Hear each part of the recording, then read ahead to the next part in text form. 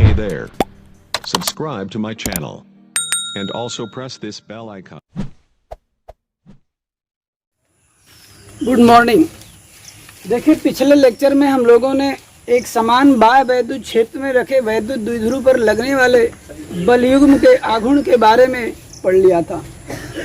आज हम क्या करेंगे, देखिए अगली हेडिंग आज हमारी आपकी होगी वैद्युत द्विध्रुव के अच्छी रेखा पर वैद्युत क्षेत्र की तीव्रता। अगली हेडिंग होगी वैद्युत द्विध्रुव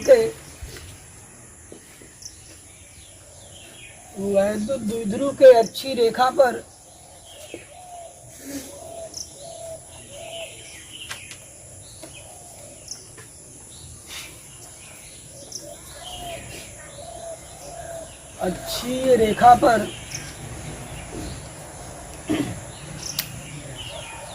वैद्युत क्षेत्र की तीव्रता।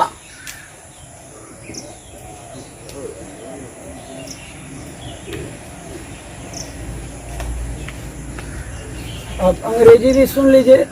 Electric field intensity on axial line of A electric dipole.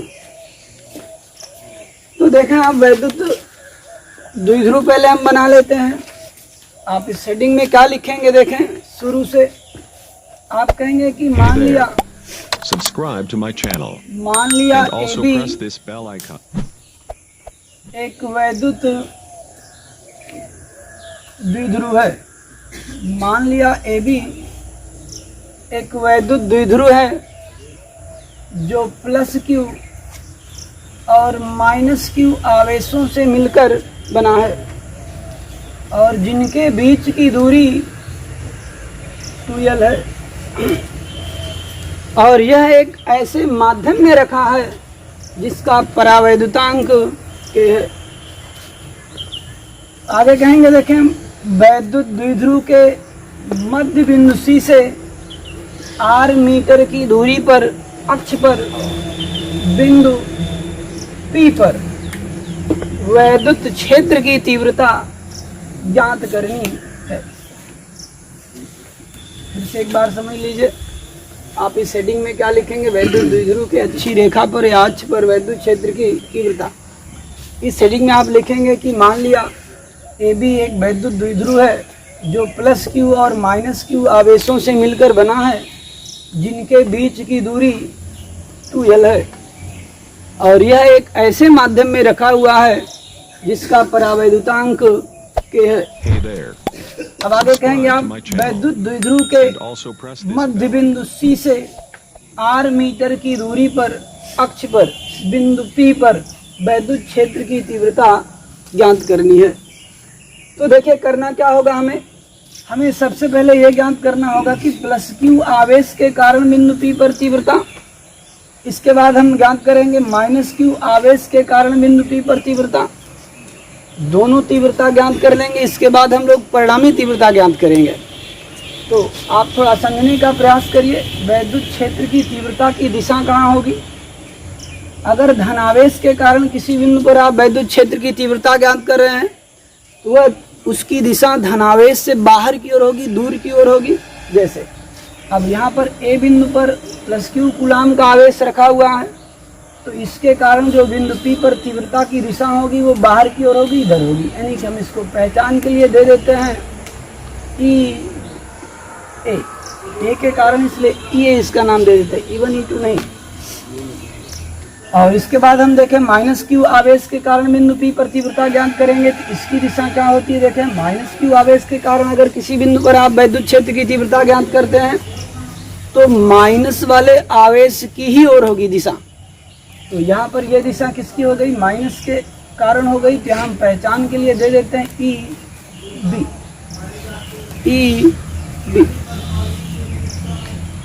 इसके बाद हम लोग परिणामी तीव्रता ज्ञात करेंगे, हमारा आंसर आ जाएगा। यानी कि हम निगमन तक पूरी तरह से पहुंच जाएंगे। एग्जाम में पूछ सकता है कि वैद्युत द्विध्रुव के अच्छी रेखा पर तीव्रता का व्यंजक प्राप्त कीजिए। कभी कभार एनसीईआरटी के हिसाब से केवल क्षेत्र का व्यंजक प्राप्त कीजिए, ऐसा भी कह सकता है। तो आप क्षेत्र का यहाँ मतलब वैद्युत क्षेत्र की तीव्रता से ही लगाएंगे। तो चलिए इसके बारे में आप लिख लेंगे। इसके बाद हम क्या करेंगे, देखें जो हमने बोला तो वही आप लिखेगा। इसके बाद यहाँ पर हम कहेंगे कि दो कंडीशन हो रहा है, यहाँ लिख रहे हैं प्लस क्यू आवेश के कारण, प्लस क्यू के कारण यानी प्लस क्यू आवेश के कारण बिंदु P पर तीव्रता,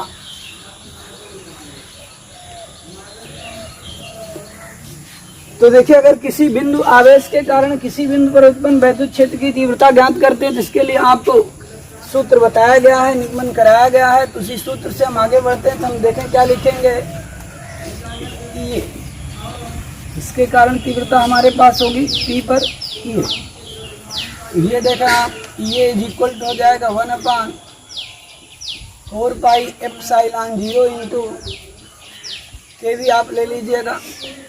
यहाँ पर आपको हो जाएगा प्लस क्यू अपान यहाँ से यहाँ के बीच की दूरी यानी कि AP का वर्ग, ये तीव्रता का सूत्र था, उसी से है। अब इसकी दिशा भी अगर दिखाना चाहते हैं तो आप यहाँ दिखा सकते हैं। A से किधर की होगी, इधर की ओर होगी, P की ओर होगी। अब हम आगे बढ़ते हैं, यहाँ लिख सकते हैं ये is equal to 1/4 pi epsilon 0 into के, आगे हो जाएगा देखें Q और AP की वैल्यू हम यहाँ से ज्ञात कर लेते हैं। यानी देखिए ध्यान से, AP की कोई अलग से वैल्यू यहाँ पर नहीं दी हुई है। आप C से देखिए, C से यहाँ तक की जो वैल्यू है वो R है। यहाँ से यहाँ तक की वैल्यू हम कैसे निकालेंगे भला, तो आप देखिए हम जानते हैं कि A और B की जो दूरी रखी गई वो 2L रखी गई है। तो A से C तक की दूरी भला कितनी हो जाएगी, L हो जाएगी। तो यहाँ हम दिखा लेते हैं ये दूरी कितनी होगी, L होगी, तो बाकी दूरी भी कितनी होगी, L होगी। इस प्रकार से हमें CA का मान प्राप्त हो गया L, और टोटल दूरी हमारी कितनी यहाँ से लेकर यहाँ तक R है। R में से अगर हम L घटा देते हैं तो AP यानी कि AP तक की दूरी हमें पता चल जाएगी। तो हम देखें क्या करेंगे, ये टोटल दूरी यहाँ से R है और यहाँ से लेकर यहाँ दूरी है ये L। तो हम क्या करते हैं, इसमें घटा लेते हैं। ये आपका हो जाएगा R माइनस L का होल स्क्वायर। ये आपका इक्वेशन 1 हो जाएगा, इक्वेशन मैंने समीकरण। इसके बाद हम माइनस Q आवेश के कारण बिंदु P पर तीव्रता ज्ञात करेंगे। देखिए दूसरी कंडीशन हमारे पास है माइनस Q आवेश के कारण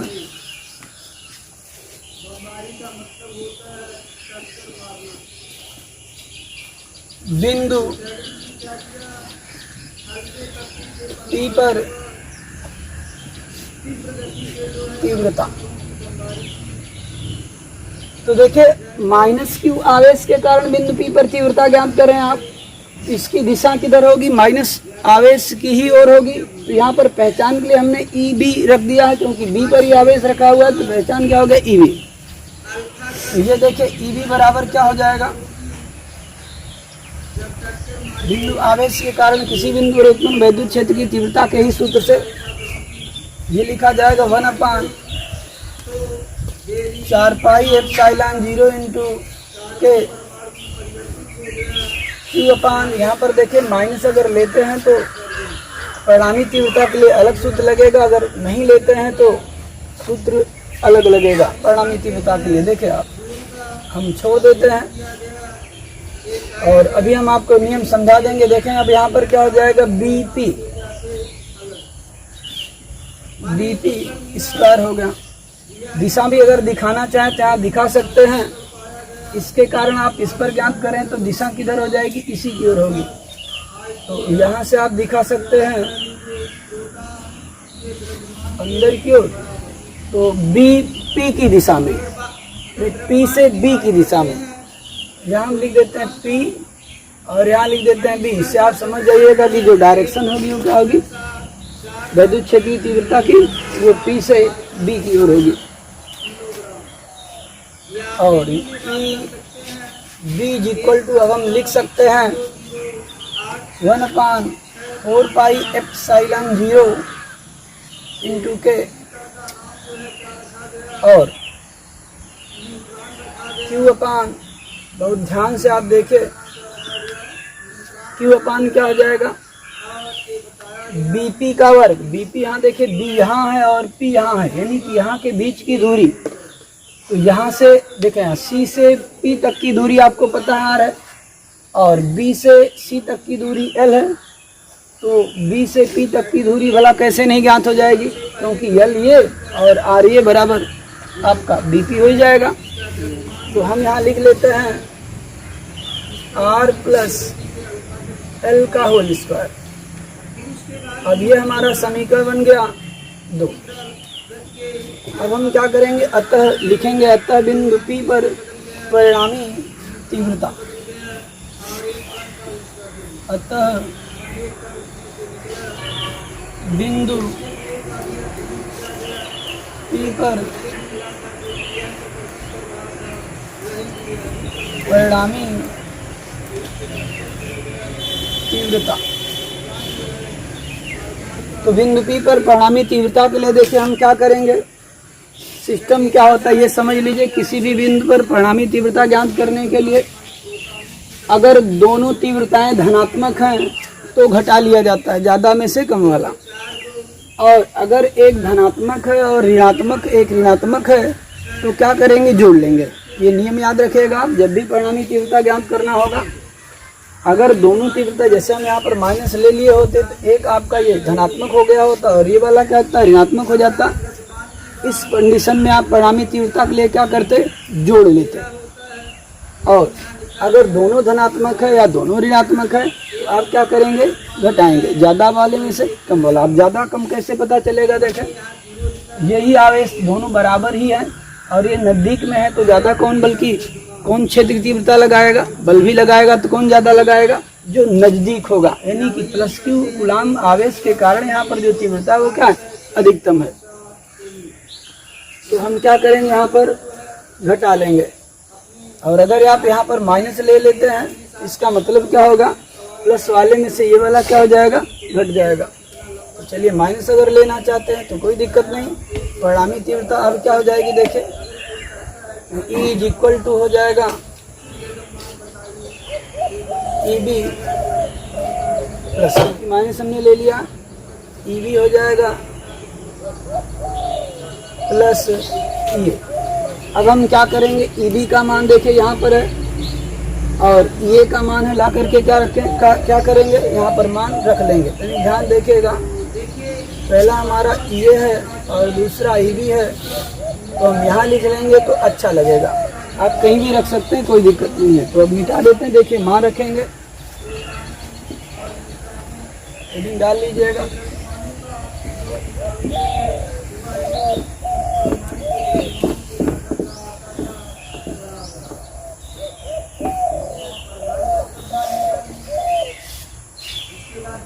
चलिए मान रख लेते हैं। तो परिणामी तीव्रता हमारा क्या आ जाएगा, E इज इक्वल टू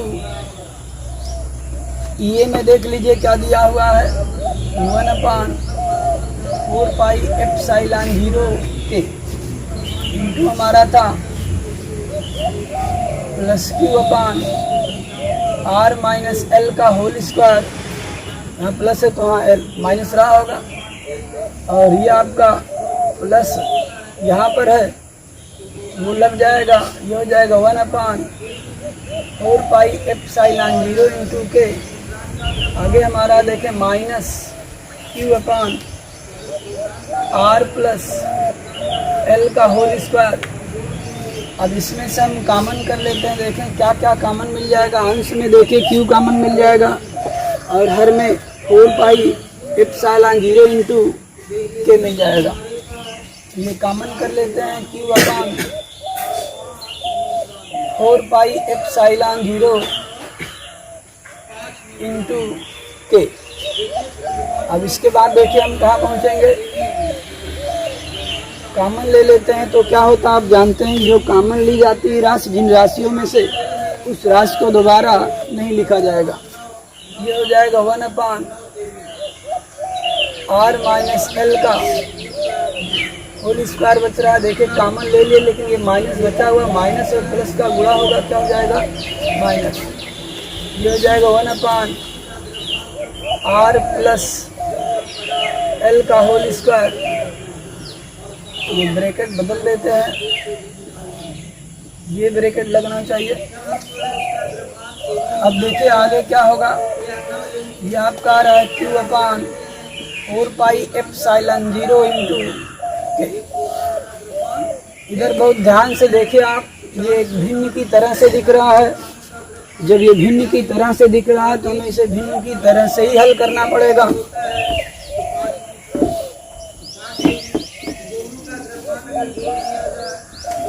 तो देखिए हम क्या करेंगे, यहाँ पर एक लाइन खींच लेंगे, ये हर में है, और इन दोनों का आपस में गुणा कर लीजिएगा, वो आपका लघु उत्तम आ जाएगा।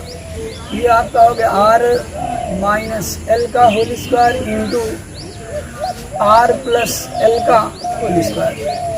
अब हम क्या करते हैं, इस पद का इस पूरे पद में भाग देते हैं, जितनी बार जाता है उसको एक में गुणा करके यहाँ पर लिख लेते हैं। तो आप ध्यान रखिएगा कि माइनस वाले पद से भाग देंगे तो माइनस पद वाला गायब हो जाएगा और ये वाला बच जाएगा, वही बार होगा, एक में गुणा करके लाके यहाँ पर रख लेंगे। हो जाएगा r प्लस एल का होल स्क्वायर, माइनस लगा हुआ, माइनस लगाइए, प्लस वाले से गुणा करेंगे तो प्लस वाला पद गायब हो जाएगा, ये बच गया, एक से गुणा करके लाके रख लीजिए r माइनस एल का होल स्क्वायर। अब देखिए वैद्युत क्षेत्र की परिणामी तीव्रता आपकी कितना हो गई, Q/4πε0, पूरा शुद्ध नाम इसका एप्सिलॉन है, तो आप यूज कर सकते हैं। अब देखिए क्या करना होगा, इन दोनों को आप बहुत ध्यान देखिए, ये देखिए a प्लस बी का होल स्क्वायर बन रहा है, ये a माइनस बी का होल स्क्वायर बन रहा है, तो तोड़ दीजिए इसी सूत्र से। और इसको भी थोड़ा ध्यान से देख लीजिए विस्तार से, ये फिगर भी बनाइएगा। देखें लिखा हुआ r माइनस एल का होल स्क्वायर, तो आप इसे लिख सकते हैं r माइनस एल इंटू लिख सकते हैं r माइनस एल। क्या फर्क पड़ता है भला, अगर कहीं एक्स स्क्वायर लिखा हुआ तो आप लिख सकते हैं एक्स गुणा एक्स, लिख ही सकते हैं, तो ठीक इसी तरह से लिख लेते हैं। इसके बगल में ही एक ये भी गुणा है, इसको भी आप लिखेंगे तो कितना लिख डालेंगे, इधर इसको लिख देते हैं गुणा में r प्लस एल का होल स्क्वायर, इसको भी तो दो बार आप लिख सकते हैं गुणा में, r प्लस एल का L into r plus L लिख ही सकते हैं। एक इसको और एक इसको ले लीजिए, एक इसको और इसको ले लीजिए, ये क्या हो जाएगा a square minus b square का फार्मूला बन जाएगा। तो अब हम इसे लिख सकते हैं i square minus l square, तो इसको लेंगे तो भी यही बनेगा, ये हो जाएगा r square minus l square. तो अब यहाँ ध्यान से देखिएगा दोनों पद सेम टू सेम है, तो आप इसे लिख सकते हैं r square minus l square का होल स्क्वायर। अब हमें अनुमान है कि आप अच्छी तरह से समझ गए होंगे, मिटा देते हैं और फिर सीधे यहाँ पर चले आते हैं। देखिए हर में हमारा कितना आ जाएगा, r square minus l square का होल स्क्वायर। अब तनिक इसको तोड़िए, देखिए r square plus l square का होल स्क्वायर है a square plus b square का, फिर से ए स्क्वायर, फिर से ए प्लस बी का होल स्क्वायर बन गया। इसे तोड़ लीजिए, क्या हो जाएगा, देखें r square plus l square plus 2ab, तो 2rl हो जाएगा। हमें अनुमान है कि आप समझ रहे होंगे। माइनस चिन्ह लगा लेते हैं, इसको भी तोड़ लेते हैं, देखिए क्या हो जाएगा r square plus l square minus 2rl, इसमें जो होगा कि यहाँ पर माइनस लग जाएगा। अब ब्रैकेट बंद कर लेते हैं। अब ये हमारे पास देखें परिणामी तीव्रता E हो जाएगा Q/4πε0 इंटू के। और तब आगे बढ़ते हैं, देखिए इसको थोड़ा और विस्तार से तोड़ लेते हैं। ये हो जाएगा r square minus l square का होल स्क्वायर। इसको आप लिख सकते हैं r square plus l square plus 2rl minus का अंदर गुणा कर देते, विस्तार से बता देते हैं ताकि आपको कहीं दिक्कत ना हो। आप शॉर्टकट भी कर सकते हैं। ये हो गया आर स्क्वायर, यहाँ हो गया आपका माइनस का यहाँ गुणा होगा तो ये भी हो जाएगा माइनस एल स्क्वायर, और ये माइनस किसमें गुणा होगा तो ये हो गया प्लस 2RL। अब आप बहुत ध्यान से देखिए, ये आर स्क्वायर माइनस में, आर स्क्वायर प्लस में कैंसल आउट हो जाएगा। ये देखें एल स्क्वायर माइनस में, ये एल स्क्वायर प्लस में भी कैंसल आउट हो जाएगा। तो ये आपके पास बच रहा है प्लस 2RL, यहाँ भी बच रहा है प्लस 2RL, तो प्लस में दोनों हैं तो जुड़ जाएगा। तो 2 ठो RL यहाँ पर है और 2 ठो यहाँ पर है, तो बराबर कट हो गया, 4 ठो RL हो गया। तो हम एक स्टेप और आगे यहाँ नीचे बढ़ा लेते हैं। ये हो जाएगा E is equal to Q upon 4 pi epsilon 0 into के, और आगे आपका देखें हो जाएगा अंश में हमारा कितना बच रहा है, ये अंश में हमारा बच रहा है देखें 4 RL, और हर में हमारा बच रहा है r square minus l square का होल स्क्वायर। अब ऊपर से हल कर लेते हैं। आप वीडियो को आगे पीछे करके चेक कर लीजिएगा, 1-2 बार आप देखेंगे तो कहीं से कोई दिक्कत नहीं होने वाली है। यदि कोई दिक्कत होती है तो आप कमेंट बॉक्स में कमेंट कर सकते हैं, सीधे हमारे नंबर पर कॉल भी कर सकते हैं आपको अगर कोई समस्या होती है तो। ये देखें E इज इक्वल टू हो गया, ये देखिए हम कर क्या रहे हैं कि अब तो आप अंदर गुणा कर लेंगे Q का, और इसमें अंदर गुणा कर देते हैं और इसको यहीं रखे रहेंगे। 1/4 पाई एप्सिलॉन 0 के हो जाएगा। ये हम इसको लिख लेते हैं 1/4 पाई एप्सिलॉन 0 इंटू के, और अब आगे हमारा यहाँ देखे बच जाएगा। ये जो 4 बच रहा है इसको हम क्या करते हैं, गुणनखंड कर देते हैं, तो 2 गुणा 2 हो जाएगा। हम इसको लिख लेते हैं 2 और फिर गुणा 2 हो गया, और आर को बाद में कर लेते, सब गुणा का ही संबंध, आर को बाद में कर लेते हैं और एल को पहले कर लेते हैं। और जो यहाँ से क्यू हम रखे थे इसको यहीं ला करके सटा लेते हैं, रख लेते हैं। ये क्यू हो गया और 2L हो गया, और फिर आगे हमारा कितना बच रहा है, आर बच रहा है। तो हम क्या करते हैं, इसको इस तरह से करके देख लेते हैं, या इसको और थोड़ा सा व्यवस्थित कर लीजिए तो इसको आप लिख सकते हैं देखिए Q इंटू 2L। तो दिक्कत तो है नहीं, वही रख लेते हैं। अब आप याद करिए कि Q इंटू 2L आप क्या पढ़े थे, Q इज इक्वल टू आपने पढ़ा था कोई एक आवेश और वैद्युत द्विध्रुव के बीच की दूरी का गुणनफल क्या कहलाता है, वैद्युत द्विध्रुव आघूर्ण कहलाता है। ये आपका हो गया वैद्युत द्विध्रुव आघूर्ण। तो हम इसको क्या लिख सकते हैं, P लिख सकते हैं। चलिए हर में लिख लेते हैं r square minus l square का होल स्क्वायर। आप ब्रैकेट देना चाहते हैं तो दे सकते हैं अभी। तो E इज इक्वल टू देखिए हो गया आपका 1/4 पाई एप्सिलॉन 0 इंटू के, और अंश में हम लिख सकते हैं 2PR। क्यों लिख सकते हैं आप समझ गए होंगे, क्योंकि आपने अभी अभी देखा है कि Q गुणा 2L बराबर होता है P, वैद्युत द्विध्रुव आघूर्ण। और हर में हमारा बच रहा है देखें r square minus l square का होल स्क्वायर। तो यहाँ तक हमें अनुमान है कि आपको कोई दिक्कत नहीं होगी। तो आगे बढ़ते हैं। देखिए हम यहाँ लिख लेते हैं, यदि L लेस देन R। इसका अर्थ ये हो गया कि यदि L का मान R से काफ़ी छोटा है, R से बहुत छोटा है, तब तो आप यहाँ पर L स्क्वायर के बारे में देख लीजिए कि L स्क्वायर है जो, ये तो और भी छोटा हो जाएगा क्योंकि स्क्वायर है। तब ये हम क्या करेंगे, इसको 0 रख लेंगे, यानी कि हम इसे अपनी गणना में नहीं रखेंगे, अर्थात कि ये हो जाएगा नगण्य। तो अब एल स्क्वायर की वैल्यू कितना लिख देंगे हम 0। क्यों? क्योंकि एल का मान अत्यधिक छोटा होगा। इसके रिस्पेक्ट में, आर के रिस्पेक्ट में, आर के सापेक्ष एल की वैल्यू क्या होगी? बहुत ही कम होगी। तो अब आप देखें, लिख सकते हैं E is equal to 1/4 pi epsilon 0 के, यहाँ लिख सकते हैं 2πr अपान आर स्क्वायर, और ये एल स्क्वायर गायब हो जाएगा, ये 2 का गुणा होगा, कितना लिख देते हैं सीधे 4।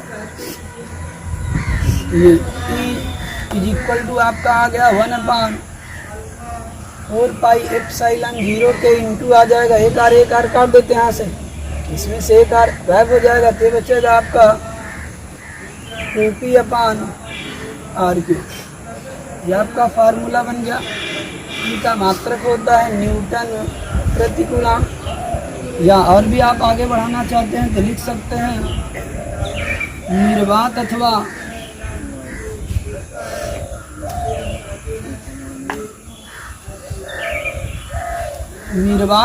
वायु के लिए